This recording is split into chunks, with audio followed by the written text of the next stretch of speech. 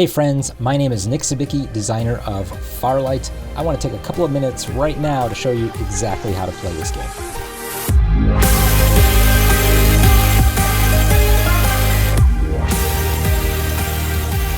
And we're in to a digital version of the game of Farlight. This is actually accessible off of our Kickstarter page. It's powered by Tabletopia.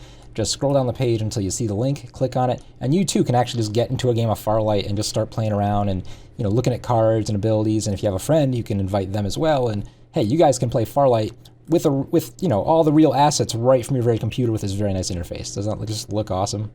Here's the basics of how you play Farlight. Each turn, you're going to be adding modules onto your spacecraft. You're going to start with the core. You're going to be doing this through a series of bids, and you're actually going to be bidding on various things in Farlight Station. You can also bid on missions up here, and if you meet the requirements, you will score this many points. So this supply space station, very easy mission, worth 5 points. All you need to do to supply this space station is have one engine dice. Dice in this game represent your rocket engines of 5 or higher. And if you can do that, if you got that attached to your craft, then you are ready to go complete that mission. And just to give you an overview of how a round works, it's split up into 3 phases. The first phase is the bidding phase, where each player will first place 2 of their bidding tiles. And I'm going to flip these over here so you can see what we have. We have numbers 0 through 4. You place 2 tiles on your first turn. You place 2 more tiles on your second turn, and your third and final turn, you place 1 more tile. So let's just do that. Let's say red player decides, you know what, he really likes this engine. This is actually a nice 5. This has a 5 on it. So that's pretty good. And maybe he also is a little bit interested in this robotics module. Your second turn, you do it again. And here, I'm going to put out the 0. So the 0 doesn't do anything by itself. If you bid on a tile with only 0, you can never win that module. But you can always increase one of your modules when you're placing it. You can actually add crew to it.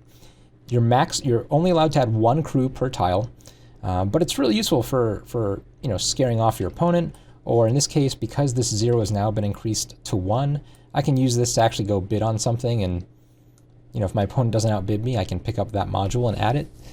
So lots of options here. Let's say I'm gonna try to scare blue. So red will play there.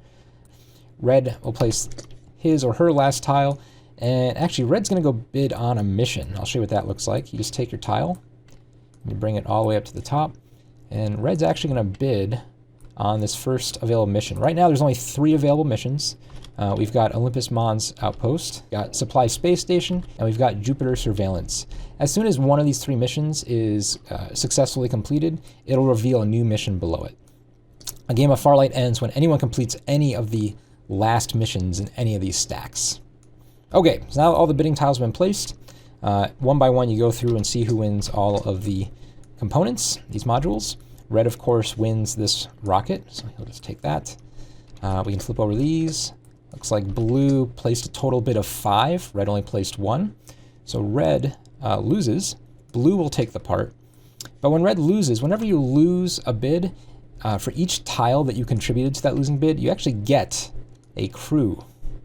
So instead of getting the parts, like you brought home a friend, you made some friends while you were going into Farlight Station that day instead of actually, doing work.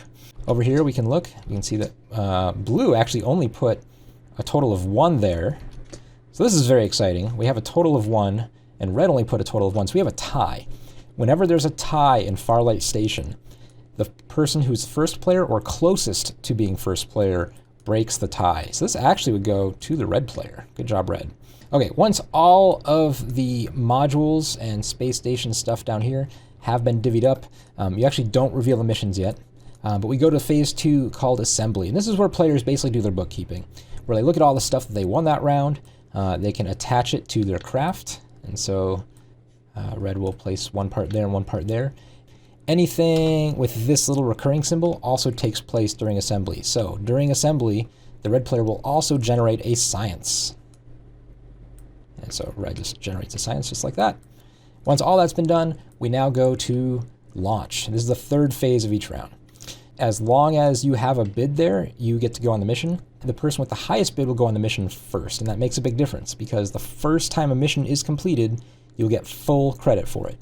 If blue also was able to meet this mission requirements, now blue wasn't because there was no orange booster, but if blue could do it and score the mission, let's say blue bid only 1 there, Blue would only score 3 points, or half of the 5 rounded up.